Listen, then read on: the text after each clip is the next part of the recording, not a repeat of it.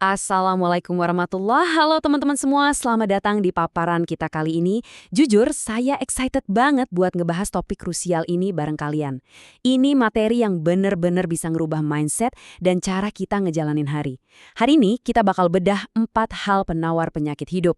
Dan tenang aja, ini bukan cuma teori jelimet di atas kertas, tapi lebih ke shifting mindset mendasar yang bakal bantu kita nemuin makna dan kekuatan di tengah ruwetnya hidup sehari-hari. Oke, mari kita bedah sama-sama. Pernah nggak sih kalian ngerasa lost, gampang demotivasi, atau capek banget mentalnya gara-gara tekanan hustle culture dan budaya flexing di luar sana yang kayaknya nggak ada matinya? Kita ini sering banget ngerasa kehabisan napas ngejar standar dunia yang seolah nggak ada garis finishnya. Penyakit-penyakit hidup modern ini tuh diam-diam ngabisin ketenangan batin kita loh. Tapi kabar baiknya, paparan ini bakal ngasih resep penawar yang pas banget buat kita semua. Nah, di paparan kali ini, kita punya peta jalan yang simple.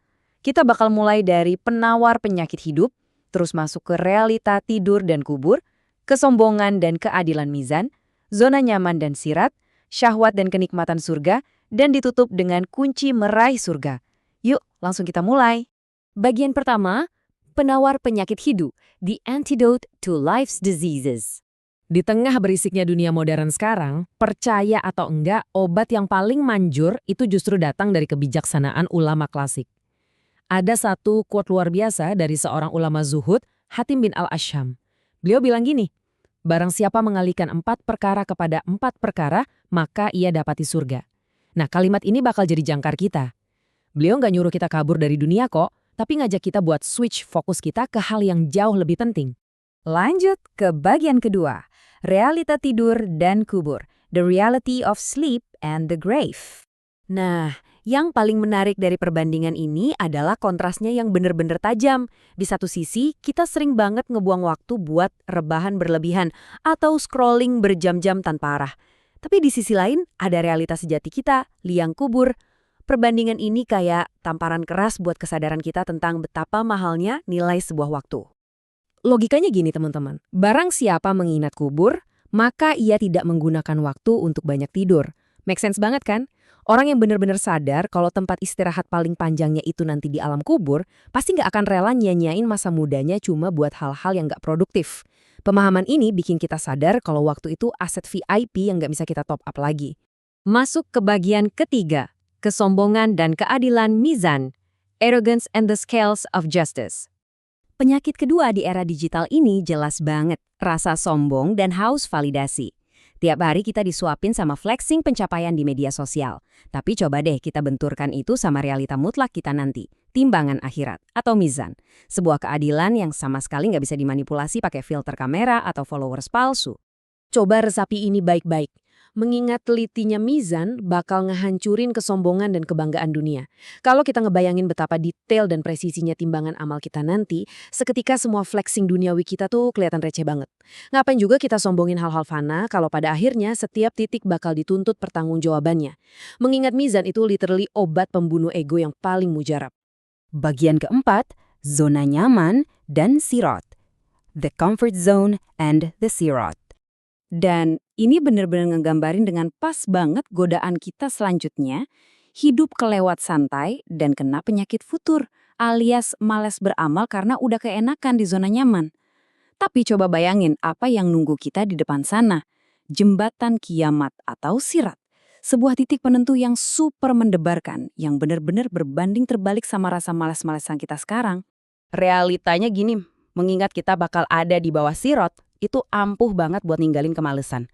Coba deh visualisasiin, kita harus nyebrangin jembatan yang membentang di atas neraka, yang kelajuannya 100% bergantung sama amal kita di dunia.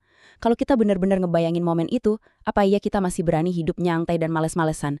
Ingat sirat itu ibarat alarm yang seketika ngebakar semangat kita buat gerak dan keluar dari jebakan zona nyaman. Sekarang kita di bagian kelima, syahwat dan kenikmatan surga, desires and the delights of paradise. Ini nih, pergeseran pola pikir yang paling relate sama sindrom FOMO. Kita sering banget kegoda sama syahwat dunia, godaan materi, pengen ini, itu, dan hawa nafsu sesaat yang sering nabrak batas. Tapi penawarnya bener-bener elegan. Cukup bayangkan kenikmatan surga yang sejati, abadi, dan sempurna tanpa celah. Kenapa? Karena membayangkan nikmat surga itu bikin syahwat dunia otomatis menyusut di hadapannya. Saat pikiran kita penuh sama imajinasi keindahan surga, di mana semua keinginan kita terpenuhi dan gak ada rasa sakit sama sekali, tiba-tiba maksiat atau godaan dunia ini kelihatan sangat kerdil. Godaan itu gak ada harganya sama sekali dibanding reward luar biasa buat mereka yang mau nahan diri sebentar aja di dunia ini. Terakhir, bagian keenam, kunci meraih surga, the key to attaining paradise. Jadi, poin krusialnya di sini adalah strategi hidup yang benar-benar bisa dipraktekkan. Pertama, ganti waktu rebahan kita dengan kesadaran mengingat kubur. Kedua, ganti ego dan flexing dengan ketundukan mengingat mizan. Ketiga, ganti kemalasan di zona nyaman dengan kewaspadaan mengingat sirat. Dan keempat, ganti ketundukan pada syahwat fana dengan kerinduan akan surga. Teman-teman, inilah langkah fundamental buat meraih kemenangan sejati. Oh ya, sedikit catatan, semua kebijaksanaan luar biasa yang kita bedah hari ini bukan sekedar karangan ya. Ini semua bersumber dari literatur otentik, yaitu buku Rambu-Rambu Tarbiyah karya Abdul Hamid Jasim Al-Bilali. Jadi, fondasi insight kita hari ini benar-benar kuat dan bisa dipertanggungjawabkan. Sebagai penutup, saya mau ninggalin satu pertanyaan buat kita renungin bareng-bareng. Manakah dari keempat kebiasaan duniawi tadi yang paling sering nahan langkah kamu dari potensi abadi kamu saat ini? Apakah terlalu banyak rebahan, sering kejebak flexing di dunia maya, terlalu nyaman bersantai, atau gampang banget takluk sama godaan sesaat? Coba temukan jawabannya di dalam diri sendiri dan mulailah pertukaran besar yang udah kita pelajari hari ini. Terima kasih udah menyimak paparan ini, teruslah bertumbuh, dan wassalamualaikum warahmatullahi wabarakatuh.